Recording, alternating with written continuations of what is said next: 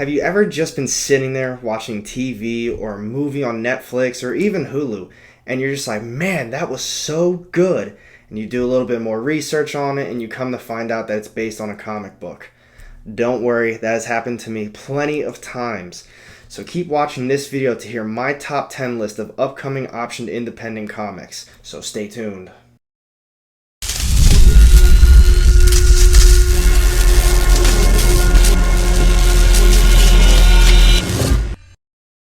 Welcome back everyone, AR Comics here, and today I'm going to be talking about my top 10 list for independent comics that are either optioned for TV or movie adaptations. But before I get into my list, if you love comic books and anything comic book related and you're not already subbed up to the channel, hit the subscribe button down low and the little bell to get notified every time I drop new content. My content days are every Sunday, Tuesdays, and Thursdays. I talk about the upcoming book releases, speculation videos, unboxings, and then I even do the reviews for New Comic Book Day. So I drop a lot of content and you do not want to miss out on that. So in front of me I have my top 10 list. I have a lot of people asking me about independent comics. They say, which one's your favorite series? Why do you like it? I get a lot of questions. So I figured I'm just going to throw together the list of all the ones that are coming out for TV or movie. Because not a lot of people read indies, but a lot of people do watch TV and movies. So you kind of want to be up to date with what's going on. And if you are either, a flipper or someone that's into the whole spec scene, these are going to be ones that you want before it hits the big screens. So first up on the list, I have Once and Future by Boom Studios. Now I know you're thinking, that might not be optioned yet. But Boom Studios struck a deal with Netflix. They will be having shows, and Once and Future was one of them that was specifically mentioned. And I think it could do pretty well for Netflix. Netflix has done a lot of adaptations so far, and honestly, they're all pretty good. I like a lot of the shows. They've done a great job. However, this book series itself isn't exactly hitting for me. I don't know what it is. I really like the artwork, and I think the story is cool. But it's just not for me. It's like a grandmother and her grandson, and they're both monster hunters. They kind of protect parts of the UK for when bad things happen. But these bad things, it's like there's either monsters, or the way the story started off is like King Arthur came back. So the whole time is like she's trying to save the UK and the world from King Arthur. Next story arc, it brought Beowulf in, Merlin.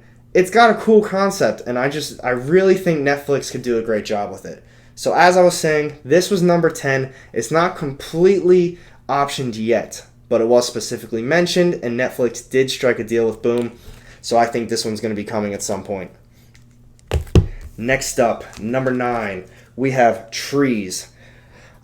I was a little hesitant to throw this on the list. I'm not a big fan of the series itself, but I really think once this hits the TV series, it could be pretty solid. So Trees is about, the trees themselves are aliens. Like, some aliens just landed on planet Earth. They're like these just big, tall pillars. They call them trees. They landed in big, important areas across the world, like New York, Taiwan, Japan, China, big cities like that. So then basically the rest of the series so far is just following specific groups of people in those big, main, hot areas. I don't know. The story itself just really isn't doing it for me, but I just think that they could do a really good job for TV. And that is number 9 on my list. Next up, we have number 8, Philadelphia. This series was optioned. I like it. I think it's cool. I haven't kept up with it. It's the artwork that really hasn't done it for me, but the story itself is very good. So the story starts off with a Maryland cop, and he goes to his father's funeral in Philadelphia. Once he gets to Philadelphia, he kind of discovers that his father kind of mysteriously was killed, and then he just follows the trail of notes that his dad left him. It leads him to like a big horde of vampires, and the plot just thickens from there. From there, you learn that there's a leader of the vampires. I'm not going to give away who it is, but he's trying to create like a brand new society.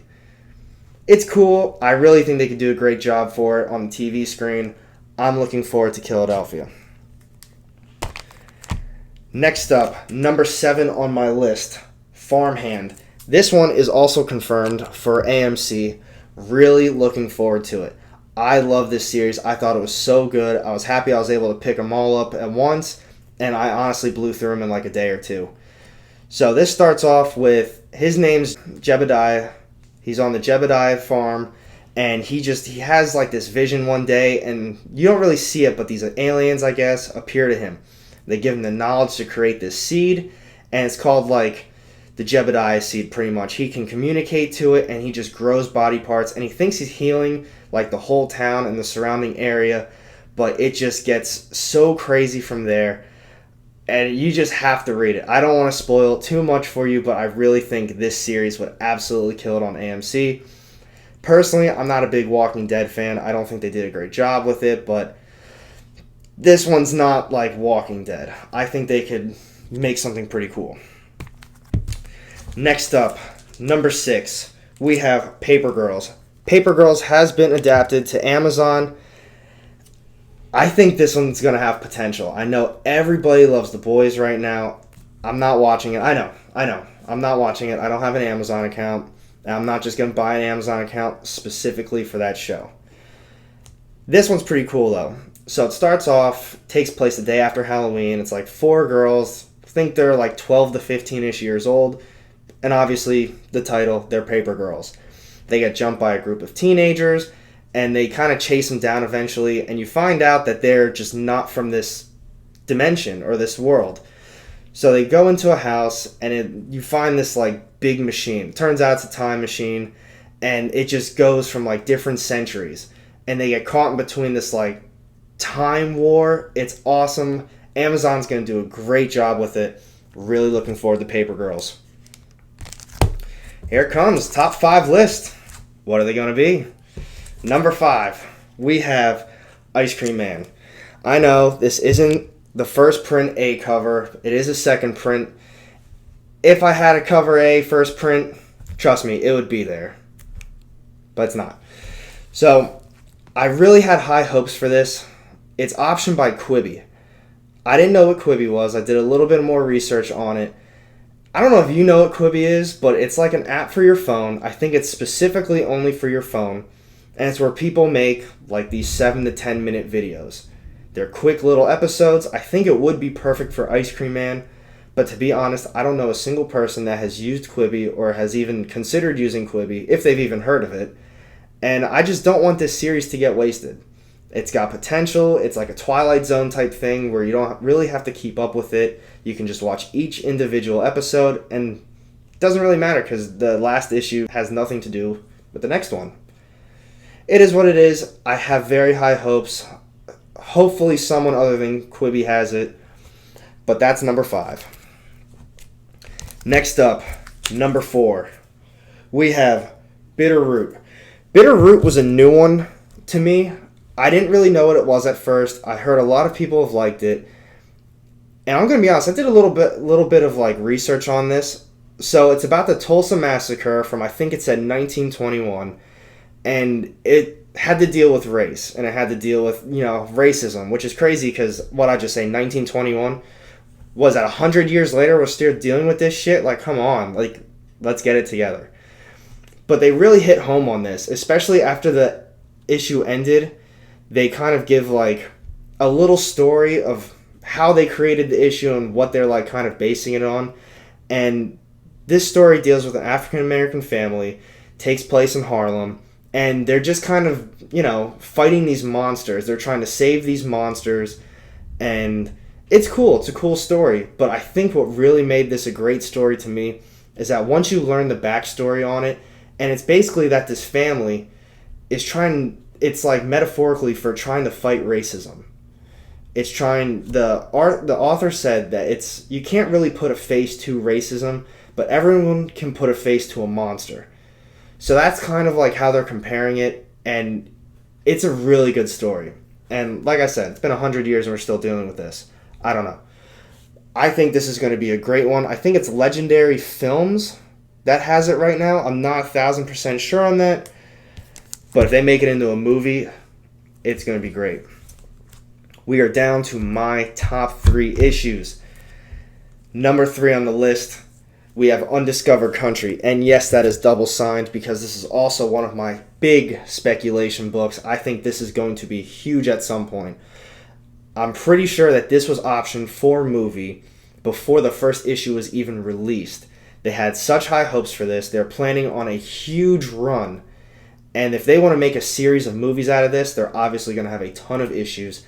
I've personally been investing in all the covers. This one's obviously double signed. And like I said, I have very high hopes. So this is set in like way, way in the future.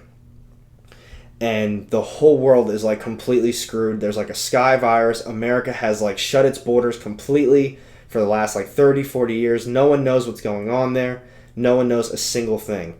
But these people get picked to go to America because there's like some signal that got sent to them. And they're like, hey, welcome into our country. We have the cure to the sky virus. It's kind of a lie. Yeah, I don't want to give away too much. It's a great story so far. They can definitely make a ton of issues on this, and I'm looking forward to it. Down to my last two picks. What do you guys think they are right now? Let me know down low what you think these two are. Next up, we have, you know it, Something is Killing the Children. I talked about Once and Future. This is going to be the same way. Boom Studios obviously struck the deal with Netflix. I talked about it before. This is one issue that was also specifically mentioned, and you have to make a series out of this. This is fantastic. It's already being bought up like no other on eBay. Check those prices out. They are skyrocketing. Last time I checked, like weeks back, the whole series was selling for like 120 to 150. I couldn't believe it. So I'm collecting all the covers, all the variants, everything. Second, third, fourth. This issue has, I think, 5 or 6 printings. I'm looking forward to it. I mean, it's exactly what the title is. Something is killing the children. There's monsters. There's these other weird people who come in that they're like monster hunters as well, and they have to try to save the city. It's fantastic. If you are not reading this, you need to change that up and pick it up. There's, I think, 2 trades now. There's 9 issues total. 10th one's coming out soon. You don't want to get caught behind when this drops because it's going to be super popular. And here it is. My final choice. I'm sure if you guys talk to me over Instagram or in the DMs or any of that stuff, you already know what this is going to be. So let's just do it. There it is. Number 1, Gideon Falls. This is the Virgin cover of it. This series is so good. I love Gideon Falls so much. They just dropped issue 24, and it has just gotten better issue after issue after issue. I don't know. Jeff Lemire is absolutely killing it. If you watch my other videos, I'm always talking about Jeff Lemire. Andrea Sorrentino is killing it on this art as well. It's just overall a beautiful story. So what it is just takes place in Gideon Falls. And it's kind of like some people are like haunted in the beginning. They see things, they see these visions. You don't really know where everyone is, but there's like 2 different time periods of Gideon Falls. And everyone sees this black barn. It's just been seen throughout history, and it just brings evil with it. I'm not going to get into it because that would just be giving too much away. I think this is awesome. I think this has potential to be one of the best TV adaptations out there. It's going to depend on who picks it up. I don't know exactly who it is offhand, but I know it was with someone at first, and then someone else picked it up after. So I don't want to say the wrong thing, but this is just... it's going to be so good. So this was my top 10 independent comics that are picked up by either TV or movie studios. So let me know down low, because it's your turn. Which one do you think should have been number 1 on my list, and what am I missing on my list that obviously needs to be there? Because if it's not on there, I guess I'm just not reading it. So let me know down low, and if you're not already subbed up, hit that sub button. And with that, have a good night.